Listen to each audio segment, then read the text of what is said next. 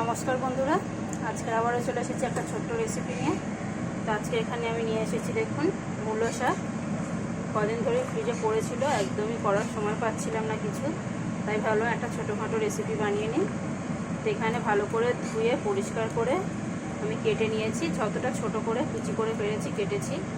আর তার সাথে নিয়ে নিয়েছি একটুখানি চিংড়ি মাছ, ছোট ছোট চিংড়ি এখানে ভালো করে কেটে পরিষ্কার করে নিয়েছি। এদিকে আমি কড়াই বসিয়ে দিয়েছি, কড়াইয়ে তেলও দিয়ে দিয়েছি। তো এখন আমি এখানে দেখুন শুকনো লঙ্কা, 3-4টে ঝাল অনুযায়ী শুকনো লঙ্কা, আর কালো সর্ষে 1 থেকে 1.5 চামচ মতো এখানে দিয়েছি ফোড়নে।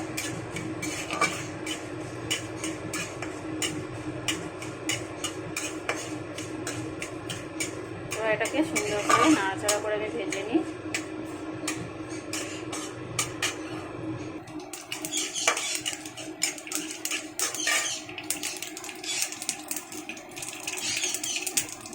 এখন আমি এখানে দিয়ে দিলাম স্বাদ অনুযায়ী নুন।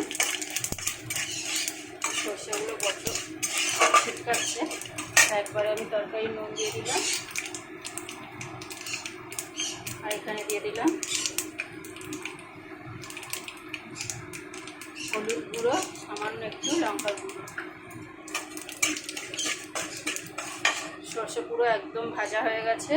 এরপরে দিয়ে দিলাম চিংড়ি মাছ, দিয়ে একটু নাড়াচাড়া করে আমি মূলো শাকটা দিয়ে দেবো। মূলো শাকের একটা ছোট্টখাটো সুন্দর রেসিপি, বিশ্বাস করুন মুখরোচক।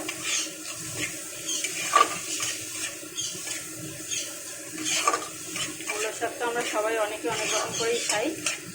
এরকম করে কে কজন খেয়েছেন একবার আমাকে জানাবেন অবশ্যই।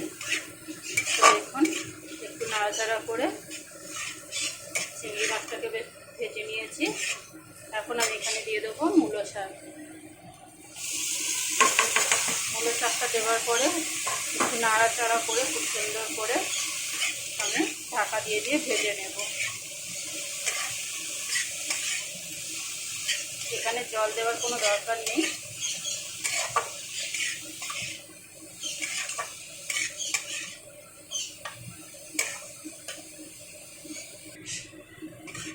এখানে দেখুন শাকটা বেশ নাড়াচাড়া করে জল বেরিয়ে গেছে। এখন আমি এটাকে ঢাকা দিয়ে রেডি করব।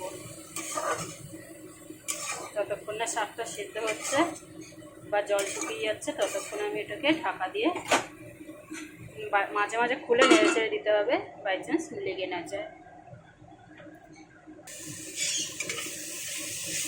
তো এখানে দেখুন বন্ধুরা, পুরো শাকটা ভাজা হয়ে গেছে, পুরো জলও শুকিয়ে গেছে। এখন আমি এখানে সামান্য একটু স্বাদ অনুযায়ী চিনি দেবো, একদম সামান্য, কারণ এখানে অনেক কটা দিয়েছি। আর কাঁচা লঙ্কা কিন্তু আমি দিচ্ছি না। আর দিয়ে দিলাম সামান্য একটু কাঁচা সর্ষের তেল। এখন আমি কড়াই থেকে শাকটাকে নামিয়ে নেব। গ্যাস বন্ধ করে দিয়েছি। শাকটাকে নামিয়ে নিয়ে সামান্য একটু ঠান্ডা করে আমি শিলে বেটে নেব, তারপরে রেসিপি কমপ্লিট হবে। চলুন এটাকে আগে একটু ঠান্ডা করে বেটে আনি। তো দেখুন বন্ধুরা, আমি এটাকে শিলে বেটে নিয়ে এসেছি খুব সুন্দর করে। একবারই বাটা দিয়েছি, খুব বেশি দিতে লাগেনি। তো আজকের রেসিপিটা কেমন লাগলো অবশ্যই একটা লাইক, কমেন্ট, শেয়ার করে জানাবেন। আমার ভিডিওটা দেখার জন্য অবশ্যই আপনাদের ধন্যবাদ। আমার চ্যানেলটাকে সাবস্ক্রাইব করে আমার পাশে থাকবেন। তো থ্যাংক ইউ বন্ধুরা, টাটা।